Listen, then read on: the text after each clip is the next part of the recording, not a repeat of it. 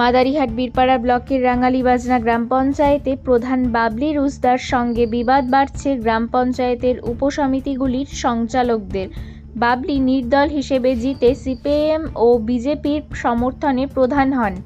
এদিকে উপসমিতিগুলি দখল করে তৃণমূল, তাই রেষারেষি লেগে রয়েছে। হ্যাঁ, সেটা নিয়ে আমাকে ওখানকার আমার রাঙ্গালিবাজনা অঞ্চলের আমার গ্রামবাসীরা আমাকে এটা অভিযোগ জানাইছে কি উনি নাকি ওখানকার যে বর্তমান যে পঞ্চায়েত সদস্য আছে এনামুল হক, উনি নাকি 7 লক্ষ টাকা নিয়ে তেজপাতা ফ্যাক্টরিকে একটা সরকারি নালা এবং রাস্তা তাকে বিক্রি করছে। একটা সরকারি প্রপার্টিকে, একটা সরকারি নালা, একটা রাস্তাকে উনি কি প্রকারে বিক্রি করতে পারে, এটা মানে আমি কি বলবো, এটা শুনে আমাকে অবাক লাগতেছে কি একটা সরকারি প্রপার্টিকে উনি কোন ভিত্তিতে বিক্রি করতে পারে।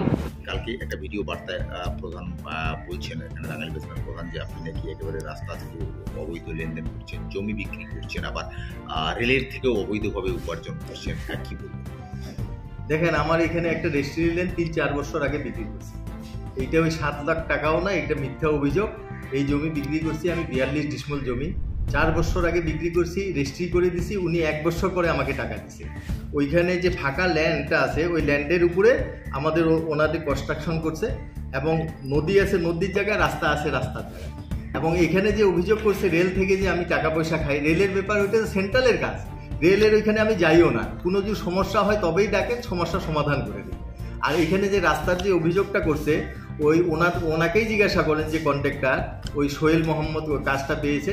উনি বেডটাকে শক্ত করার জন্য 2 টাইম জল দিচ্ছে, এবং আকাশের জল না পাওয়া পর্যন্ত উনি বলতেছে আমি কাজটা করে রাখবো। এখন ওনাকে ডাকা হয়েছিল, উনি বলছে আমি এখানে কেউ কোনো টাকা পয়সাও চাই না, আর আমি এইসবের ধারের মধ্যে নাই, বুঝলেন। আর আমি দেখেন এইখানে কি আছে, আমি যদি ওই রকমই হই তাহলে এই কয়েকদিন আগে একটা 80 লক্ষ টাকার জমি আমি দান করে দিলাম এই রাঙ্গালিবাজনা জিপির জন্য। সেটা 4.5 লক্ষ লিটারের রিজার্ভার হবে, ওইখানে আমি একটা জমি দান করে দিচ্ছি। আমি এই 7 লক্ষ দিয়ে কেনই বা সরকারি নালা বিক্রি করব, আর কেনই বা করবো। আর একজন প্রধানের চেয়ারে বসে, প্রধান অফিসে বসে ওই যে শাহজাহানের নিয়ে যে মন্তব্যগুলো করতেছে, এটা ঠিক না। শাহজাহান কে এবং কাহারা? 1 বছর আগে যখন প্রধান হিসেবে এখানে যে দখল করলো ওরা, তখন শাহজাহানের ভূমিকারা কে ভূমিকা করছে সেটা পাবলিকে বলতে পারবে। দেখুন, এখানে সঞ্চালকরা তৃণমূলের, হ্যাঁ, প্রধান আর নির্দলের, তিনি আবার প্রধান হয়েছেন বিজেপি এবং সিপিএম এর সমর্থনে, আবার এদিকে উপসমিতি সব তৃণমূলের। কাজ কি এজন্য করতে সমস্যা হচ্ছে? সমস্যা তো হচ্ছে, এখন আমাদের এখানে একটা ফান্ড আছে, ফান্ড অ্যাভেলেবেল আছে। আমরা যদি এই ফান্ডটা রিলিজ করতে না পারি তাহলে পরে আমাদের ফান্ড আসবে না, তাহলে আমরা মার খাবো। ওই জন্য আমরা বলছি ফান্ডটাকে আপনি রিলিজ করেন। যারা যে কাজ করেছে তাদেরকে টাকা পয়সা দেওয়ার জন্য ডিএমকে আমি একটা চিঠি করছিলাম।